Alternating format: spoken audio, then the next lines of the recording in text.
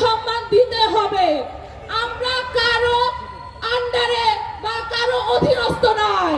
Private যখন মাঠে নেমেছিল প্রত্যেকে একজন লিডার হয়ে নেমেছিল, তখন কেউ জানতো না পাবলিকের কে কে এক্সিস্ট করে। আমরা পাবলিকের কারো চেহারা দেখে মাঠে নামিনি, আমরা আহতদের দেখে নেমেছি, আমরা আমাদের ভাইদেরকে দেখে নেমেছি, আমাদের বিবেক বোধ দিয়ে নেমেছি। আমরা প্রত্যেকে একজন লিডার, আমাদেরকে সেই সম্মান দিতে হবে।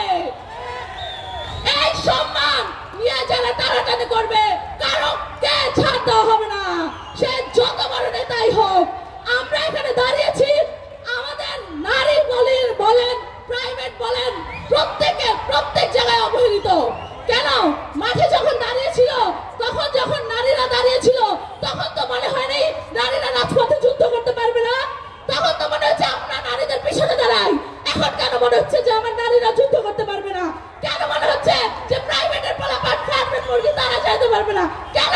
যখন আপনারা ঘরে বসেছিলেন ভয় পাচ্ছিলেন মাঠে নামতে, তখন আমরা প্রাইভেট মাঠে ছিলাম। আপনাদের গুণটা হয়নি যে আপনারা রাজপথে নামবেন। তাহলে আজকে আমাদের যখন আহত নিহতদেরকে নিয়ে আমরা অলরেডি আবার সবাই একসাথে হয়ে একবার পাবলিকের সাথে বসে সবাই মিলে আমরা বললাম যে আমাদের প্রকল্পেশন লাগবে, আমাদের আহত নিহতদেরকে সম্মান দিতে হবে, তখন আপনারা ওই ইউনিটিটাকে কোনো সম্মান দিলেন না। আমাদের এত জনসম্মুখ ছিল ওখানে, তারপরেও আপনারা কোনো সিদ্ধান্ত দিলেন না। আমরা কি চেয়েছি? আমরা 24-এর স্বীকৃতি চেয়েছি, এটাকে আমরা ডিজার্ভ করি না। আজকে আপনারা সবাই স্বাধীন দেশে দাঁড়িয়ে কথা বলছেন, সেই স্বাধীনতা ছাত্র বলেন জনগণ বলেন সবার দ্বারা অর্জিত হয়েছে, রাইট? সেই রাইটটা যদি আমাদের না থাকে যে আমরা আমাদের দেশ বা আমাদের যে জাতি তাদেরকে জানাতে পারবো আজ থেকে 100 বছর পরে যে 24-এ কি হয়েছিল আমাদের সাথে, এই ইতিহাস যদি আজকে না থাকে, ওই দোসররা আবার যে কালকে আমাদের উপর হামলা করবে না, তার কি গ্যারান্টি?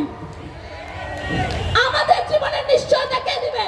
যদি আমাদের এই জাস্টিস না থাকে, আমরা যে জাস্টিসের জন্য আমাদের ভাইরা রাজপথে জান দিয়েছে, পাবলিক প্রাইভেট সবাই একত্রিত হয়েছিল, জনগণ একত্রিত হয়েছিল,